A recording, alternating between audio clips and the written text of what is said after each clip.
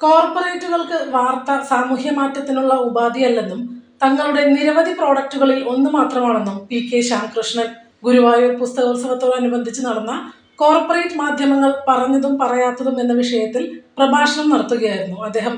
നമ്മൾ ആ കാലത്ത് നിൽക്കുകയാണ്, നമ്മുടെ മൈൻഡ് സെറ്റ് അവിടെ നിൽക്കുകയാണ്. സ്വാതന്ത്ര്യ സമരത്തിൻ്റെ മുന്നണി പോരാളികളായിരുന്ന മാധ്യമങ്ങൾ ഇവിടുത്തെ ഐത്തോച്ചാടനത്തിനും ഇവിടുത്തെ മറ്റെന്താ പറയുക അത്തരത്തിലുള്ള എല്ലാ തരത്തിലുള്ള ഈ അനീതികൾക്കെതിരെ പ്രതികരിച്ചിരുന്ന, അല്ലെങ്കിൽ സാമൂഹ്യ അനാചാരങ്ങൾക്കെതിരെ പ്രതികരിച്ചിരുന്ന മാധ്യമകാലത്ത് നമ്മുടെ മനസ്സുടക്കി നിൽക്കുന്നത് കൊണ്ടാണ് ഇന്നത്തെ മാധ്യമങ്ങളൊന്നും ശരിയല്ല എന്ന് നമുക്ക് പറയാൻ തോന്നുന്നു.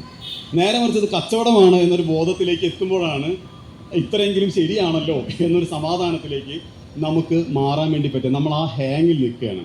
അതുകൊണ്ടാണ് EMS സ്വാതന്ത്ര്യത്തിന് ശേഷം അദ്ദേഹത്തിൻ്റെ ഒരു ലേഖനത്തിൽ വളരെ ഗംഭീരമായിട്ട് എഴുതിയൊരു കാര്യമുണ്ട്.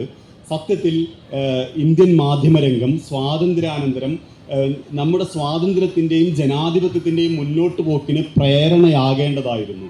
പക്ഷെ വളരെ പെട്ടെന്ന് ഈ മാധ്യമങ്ങളെല്ലാം തന്നെ ഈ വൻകിട ബൂർഷ്വാസിക്ക്, അങ്ങനെയാണ് EMSൻ്റെ പദപ്രയോഗം, ബൂർഷ്വാസിക്ക് കീഴടങ്ങുകയും അവിടെ ലാഭം മാത്രം മോഹിക്കുകയും ചെയ്യുന്ന ഇടപാടുകാരായിട്ട് മാധ്യമങ്ങൾ മാറിയതാണ് ജനാധിപത്യത്തിൻ്റെ ശാപമെന്ന് സഖാവ് EMS അദ്ദേഹത്തിൻ്റെ ഒരു ലേഖനത്തിൽ എഴുതുന്നുണ്ട്. വൻകിട കോർപ്പറേറ്റുകൾ എല്ലാവരും കൂടി പറന്നിറങ്ങിയിരിക്കുന്നത് ഈ നാലാം തൂൺ എന്ന് നമ്മൾ വിശേഷിപ്പിക്കുന്ന ഈ മാധ്യമങ്ങളിലേക്കാണ്. അപ്പോൾ ഒരു കോർപ്പറേറ്റിന്, ഒരു കച്ചവടക്കാരന് വാർത്ത എന്ന് പറയുന്നത് എന്താണ്? അത് സാമൂഹിക മുന്നേറ്റത്തിനുള്ള ഉപാധിയൊന്നുമല്ല. അങ്ങനെ നമ്മൾ തെറ്റിദ്ധരിക്കരുത്. അവിടെ വാർത്ത എന്ന് പറയുന്നത് ഒരു മാധ്യമത്തെ സംബന്ധിച്ച് അയാളുടെ വാർത്ത എന്ന് പറയുന്നത് അതൊരു പ്രൊഡക്റ്റാണ്. ഒരു സാധനം ഒരു പ്രൊഡക്റ്റായി കഴിഞ്ഞാൽ പിന്നെ എന്താ വേണ്ടത്? അതിന് മാർക്കറ്റ് ഉണ്ടാകണം.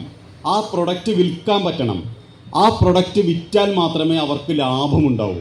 അപ്പോൾ നമ്മൾ ഇവിടെ അങ്ങനെ ഒരു വാർത്താ സാക്ഷരത ഉണ്ടാക്കേണ്ട വേദിയല്ല എന്ന് എനിക്കറിയാം.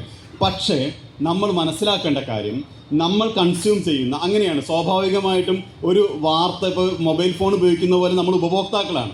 അപ്പോൾ നമ്മൾ കൺസ്യൂം ചെയ്യുന്ന വാർത്തയെ നമ്മൾ കൺസ്യൂം ചെയ്യുമ്പോൾ അവിടെ ലാഭകരമായ ഒരു കച്ചവടം നടക്കുന്നുണ്ട്. ഇതിനെ മാത്രമല്ല, ഏതൊരു മാധ്യമത്തെയും നമ്മൾ ഉപയോഗിക്കുമ്പോൾ അവിടെ ഒരു ലാഭമുണ്ട്.